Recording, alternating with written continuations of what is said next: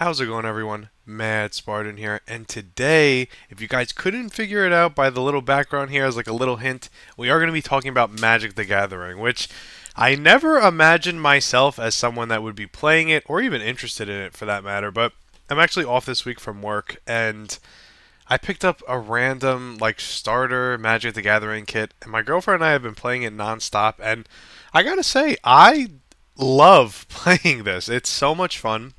And with that, I actually downloaded the app that is on the computer and the phone. So you guys are going to be seeing, possibly footage from my phone like while I'm out and I just kind of wanted to get a few games in, or, a more professional setting where I'm at the computer playing it. And I thought the best way to start it would be to open the packs that they give you in the beginning. You guys are going to see kind of my progress and all that. And with that, I'll see you all in a second. Okay, so we are at the main menu here. As you guys can see, I am only level 5 because all I wanted to do was get the tutorial done, and then I saw that we unlocked ranked, which is going to bring me into a whole nother series, which we're going to be doing while I'm opening the packs here.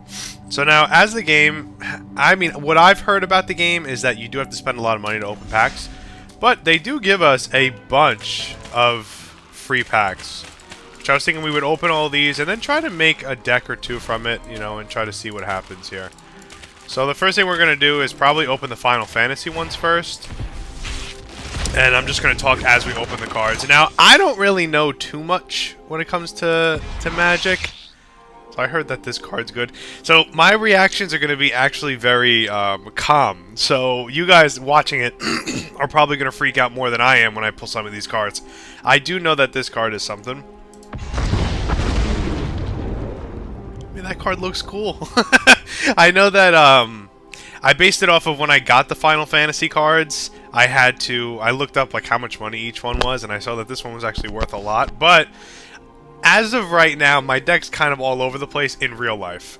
In this game, I don't even really have a deck, so I'm just gonna keep talking as we do it. So I was running goblins for a while because I really do like them. I can't lie, I do like the goblins a lot.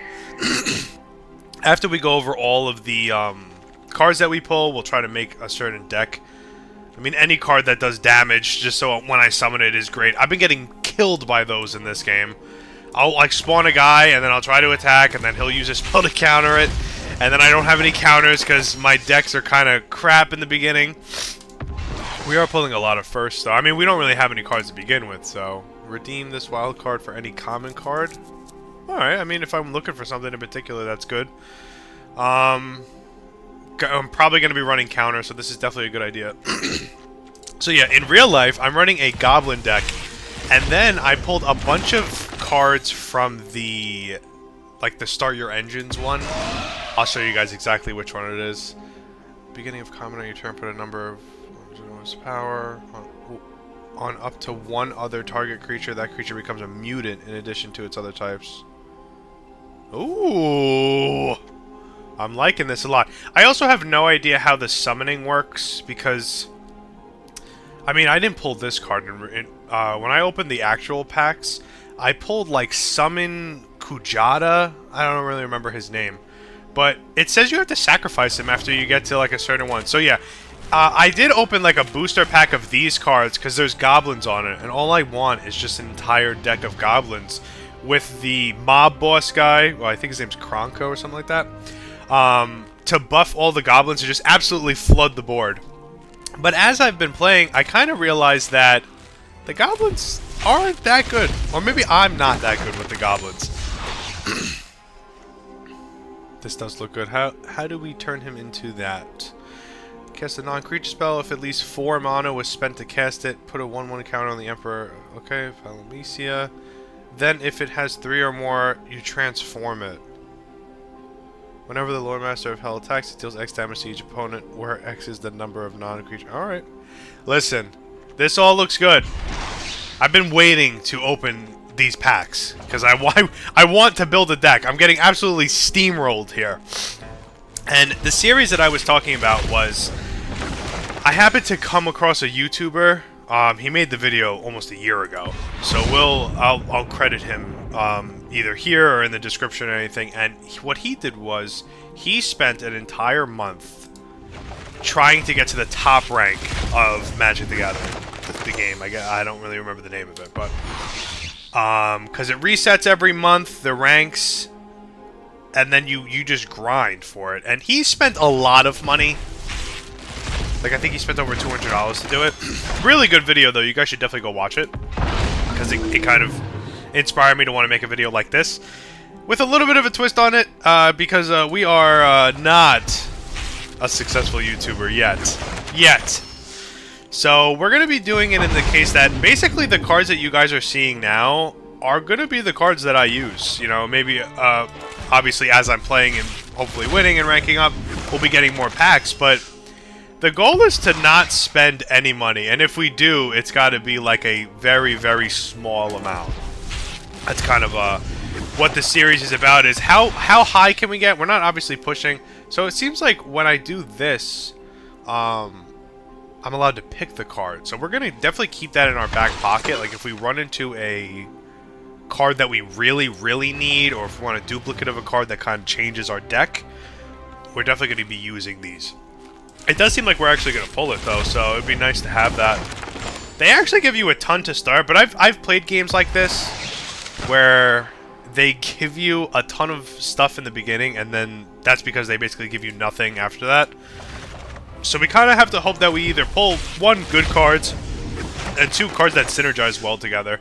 You know, we can't have all these good cards that go like in separate different decks and they don't kind of work well with each other. I actually have a lot of these cards.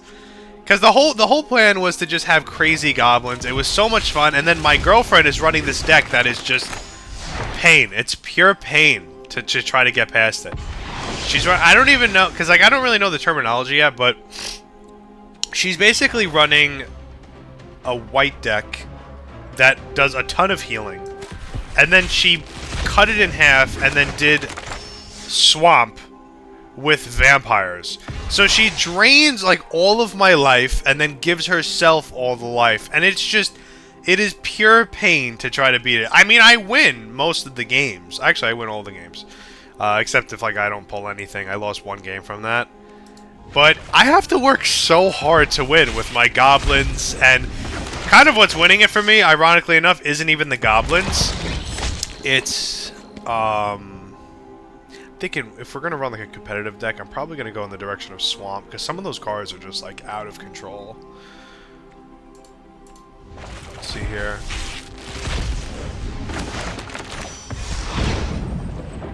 Nice.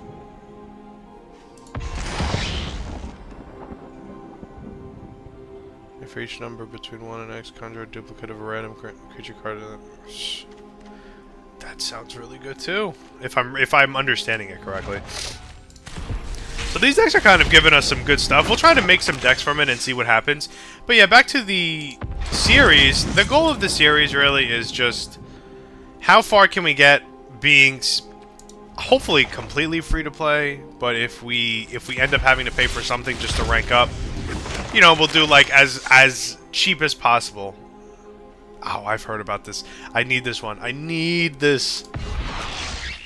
Also, I'm kind of confused on how many of each card you can have, because the only card game that I kind of know is Yu-Gi-Oh! Not really, though. I don't really play it, but I know that there's limits to cards you can have, and like, how do you know what? This is actually the foundation build that I got.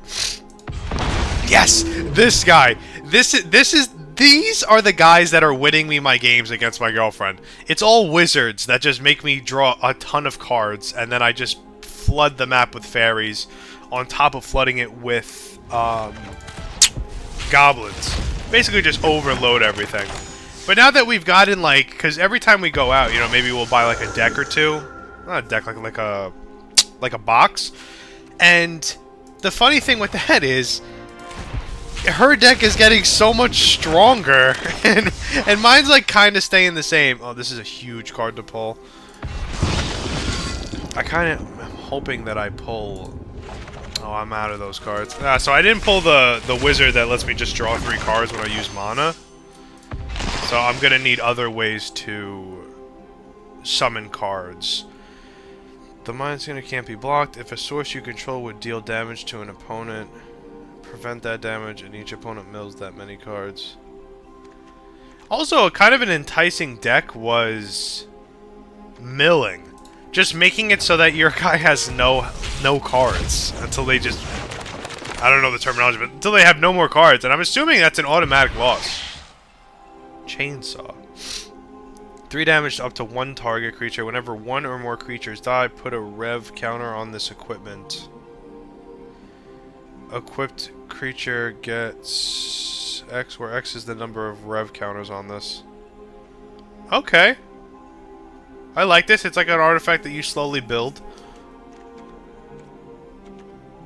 Return target creature card from your graveyard to the battlefield. See, these are the type of cards I need. I need to pull from my graveyard. These cards are cooler.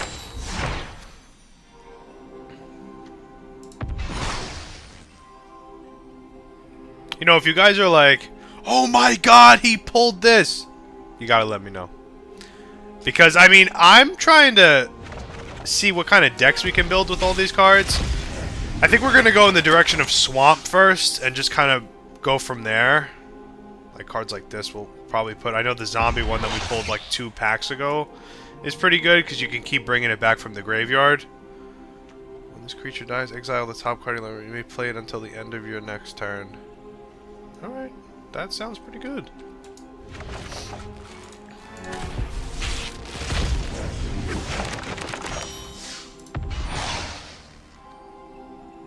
Creatures you control get... It's a room. It's the first time I've ever seen a card like this. When you unlock this door, conjure a duplicate of this room into your hand. When you do, target creature you control gains first strike until end of turn. Okay. I'm kind of liking this. We still have a ton of decks to go, a ton of packs, which is crazy. Because I know with that we keep pulling this, which means we're pretty much going to be able to pick the cards that we want. And then after that, I know that we also have, we have an orb from the Final Fantasy crossover, so we are actually able to pull a Final Fantasy card. Not sure which one we're going to pull. I think I'm going to kind of wait and see what kind of deck we build first. I know this is a huge step. I'm very happy about this. I'm not really familiar with any of the metas. Like, I know the names somewhat, like Mono Red and Mono Black and all that. Oh, this is a huge pull. This is a huge pull. Because usually we have to do this to get a mythic one. So we'll kind of wait until we see like kind of what deck is working. We're gonna try to build it. It's probably not gonna go too well, but I'm very excited for it. I know that a meta for one YouTuber, I think it was no, it wasn't the same one I watched, said that like rabbits were the number ones. Because they're like really fast and you could flood the board with them. So I wonder if the meta is flooding the board, because I know that there's a ton of spells that can just kill everyone. Literally, there's spells that kill everyone on the board, and then there's others, like there's other spells that you just spawn in and kill people. That's why I'm thinking maybe if we ran something like Rabbit to like flood the board, which I always wanted it to be Goblin, but I think the rabbits are a little bit better because they buff a lot.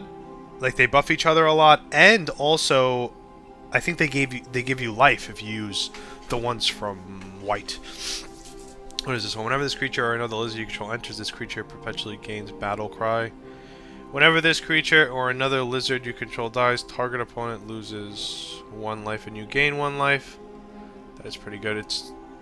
I actually run red, green, and a little bit of blue. That's what I run on my deck now. I think it's too many. I have a very hard time, like, limiting the cards, because right now, I know it sounds crazy, I have, like, 92 cards, or 96 cards in my deck. I know it's a lot, I know. And that's with me, like, sitting at the table for, like, 3.5 hours, trying to, like, limit the cards. I think the problem is I'm just too attached to the goblins, because I have all the goblins that I basically started with in the foundation kit. And then I have the Air Drifter one, like the Start Your Engines one, which gave me a ton of more goblins. And then I run like a few wizards, because the wizards literally win the games for me most of the time, and it's the ones where you draw 3 cards. You have the one where every time you draw the second card of a turn, you summon 2 fairies. And then the other one where every time you draw 2 cards, or every time you draw a second card, that one goes up +1/+1. And I have one that every time you draw a card, it goes up by 1. So it's like, it's an insane deck, and it works really well. It's just the problem is, like, I could never pull those damn cards because of these stupid goblins. But I was thinking about getting, like, buffing cards for goblins and stuff. We'll see what we have, because we're going to have a ton of cards to look at. Choose a white creature card in your deck. That card potentially gains Offspring 1. What is Offspring? You may pay an additional cost as you cast a creature with Offspring. If you do, when that creature enters, create a 1/1 copy of it. Fantastic! It seems like we're pulling some rabbits. Target creature gets 1/1 until end of turn. Activate only as a sorcery. This is perfect. Well, it's not an instant, but I know that works. I have some knowledge. Before you guys are like, oh, you know nothing. I have some knowledge, but for the most part, I'm lost. That's why sometimes I look at the cards. This creature enters with 1/1, counter on it, plus an additional 1/1 counter on it for each other creature you control. So, like, that would be really good. What is plot? You may pay and exile this card, cast it as a sorcery on a later turn without paying its cost. Plot only as a sorcery. Sometimes it's a little confusing with the... Like, exile is such a weird concept to me, because I always thought exile was just like, you're done. Like, you're not going to be able to get that card back unless you have a card that pulls from exile. But when they're like, put this card in exile and then you can use it next turn, I just think that's weird. Like, why am I not, like, returning it, like, putting it in my hand or anything? Ooh. Summons mercenaries. I am not gonna lie, I got a sweet spot for these creature tokens. A ton of creature tokens is always more enticing. I think that's why I like the goblins so much. You control 5 or more untapped lands. This creature enters with 2. Okay, and a lifelink. Plot? It's the same thing, right? I don't know. I guess I gotta understand how exile works more. They give you a ton of packs. And then we also need a little bit of luck. We obviously have to kill, you know, we have to get enough cards to actually make something good. But the good news is, if you do it, I'm assuming this is right. If you do it correctly, you'll literally be able to make a deck, probably make several. And then if you're missing like 1 or 2 core pieces, we should be sitting on like 10 or 15 wild cards that we can just pull from anywhere, if that's how it works.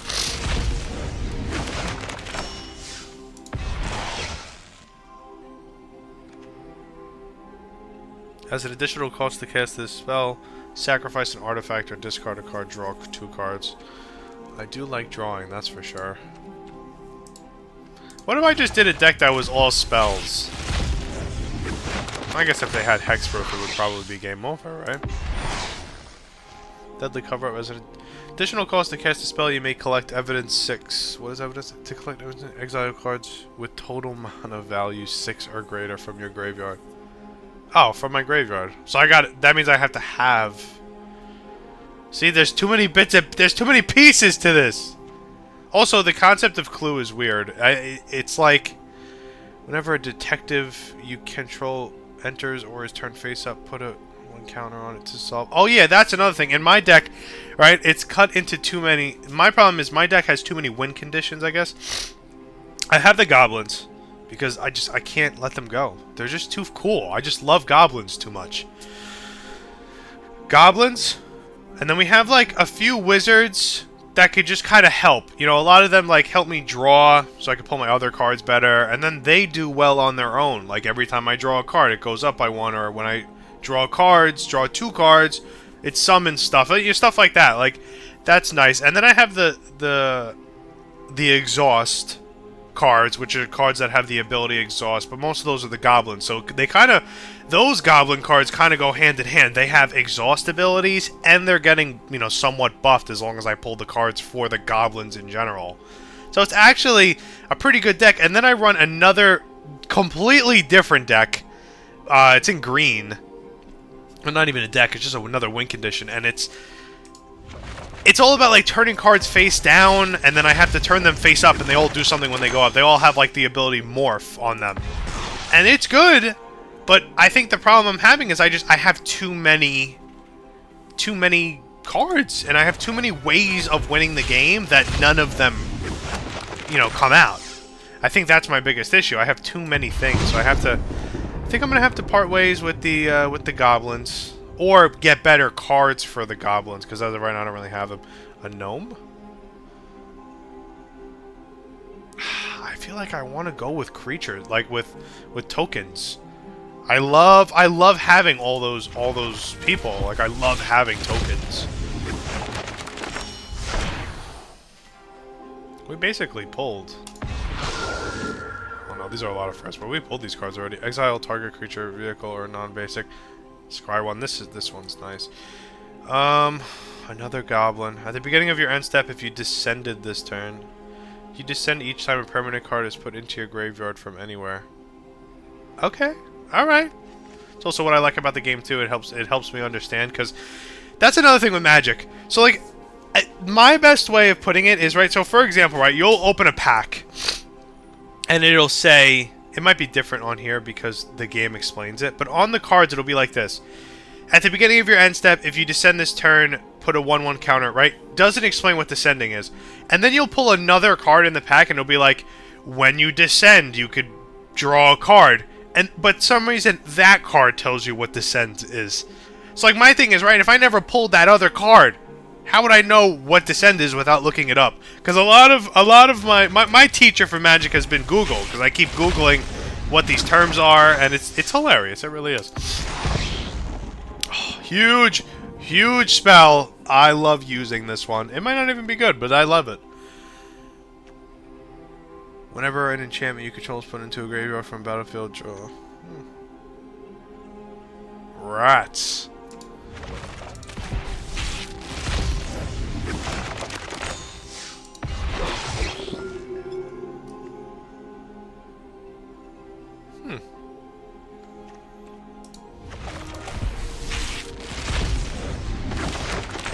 I like that we pulled so many wild cards on this one, and we got something from this. That's 3 separate wild cards. A gingerbread man. Or woman, sorry. Seer Ginger has trample, hexproof, and haste as long as an opponent controls a planeswalker. I also don't have any planeswalkers with my IRL deck, I guess is the best way to put it. I also see, like, what's it called? What the hell's it called? Like commander decks and stuff. There's a lot to the game, so the best way to put it is I'm doing it one step at a time. I was trying to look for a couple of, like, discords and stuff that are, like, I guess beginner friendly. But there really isn't anything, and then, like, the Magic the Gathering Discord you, like, can't talk in or something, so it's, like, really weird.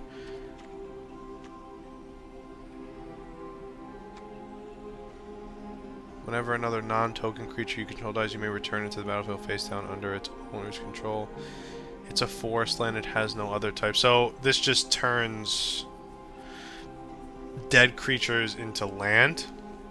I guess if I wasn't running a deck that allows me to pull things from the graveyard, that would probably be the best thing, because, you know, they're utterly useless after that. Your creatures can help you cast this spell. Each creature you tap while casting the spell pays for 1 or more mana of that creature's color. Okay.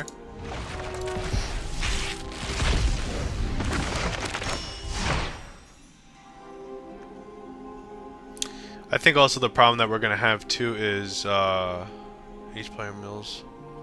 I think we're going to run mill, to be honest with you. I think it's going to be tough as long as I have the pieces for each. I think we're going to be stuck in between 2 decks, and it's going to be a massive milling deck, which pulls, obviously, pulling from my graveyard and milling the other person.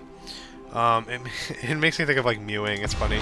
But I think what we're going to be doing is trying to mill, like, hard. Like, try to make it so that they basically have no cards. I'm going to be stuck probably between a deck like that and, like, a token deck. You may cast this card from your graveyard.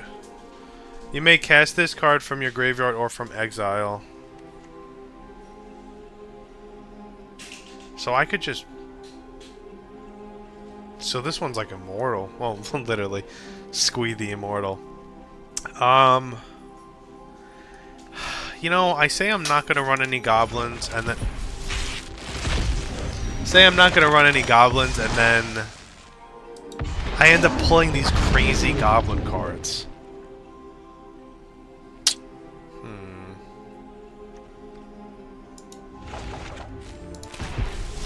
I think we just might have pulled the card, but while as I was hitting next, I think we might have just pulled the card that like I actually kind of needed. At the beginning of each combat, double the power and toughness of each creature you control until end of turn. That's huge. Sacrifice 2 other creatures. Put an indestructible counter on him. Jeez. Oh, but it can be paid with life? So I either pay 2 forest or I pay 2 life on top of sacrificing 2 creatures. That would be really good with like token, because you could just kind of get rid of those creatures like for fun, especially if you have a card on the field that can just bring them back. This is going to be good. That's what I was saying.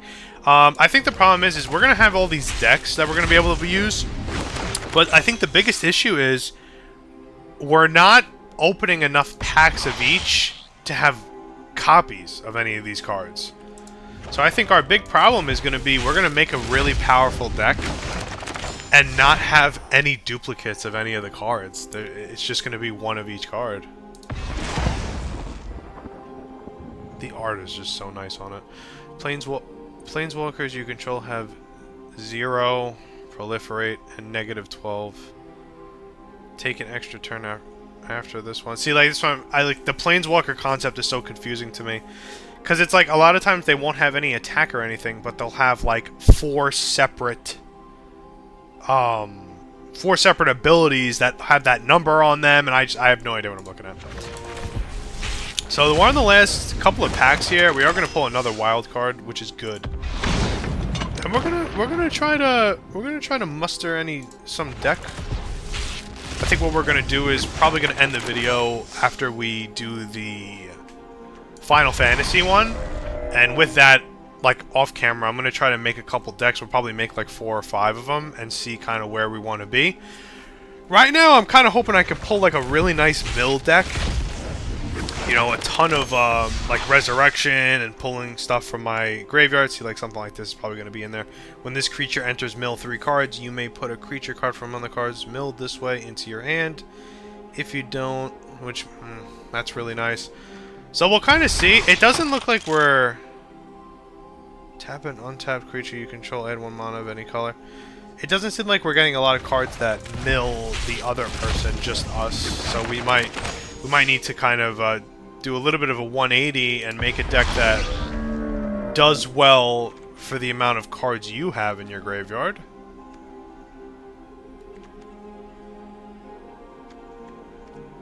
You know, I haven't pulled any of the ones that aren't any color. I don't know if those are in any packs though, or at least any packs that I got. Seems simple enough. I'm more sitting on all the wild cards we have. We're gonna have to see what we want to do with that. Why is there 2 of these?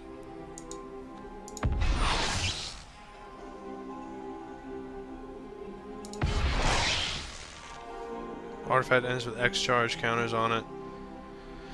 Choose color, add 1 mana of that color for each charge counter. Oh, this is huge. This is going to give me a ton of mana. This creature enters tapped. Then I can return this card from the graveyard to your hand. That's huge, man. Alright. I do like the ability to pull from my graveyard. I think that might be something that I will do. As you can see here, these are all just kind of the basic decks that they give us. But we are going to do one more thing, which is pull... We're going to do the Final Fantasy stuff. So I kind of have to find it. So just give me 1 second. Unless I could find it right here. No. Oh, here we go. So we do have one here. So as of right now, I'm probably not going to use it. I'm going to kind of see what we need here. We did pull our Fire Crystal already, which is really, really good. I was kind of looking at this card here.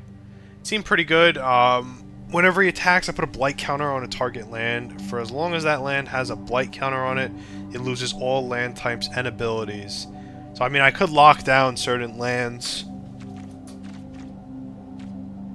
But we're probably just going to be done with that. I'm not going to waste any orbs. In case I want something in particular, I don't want to use that right now.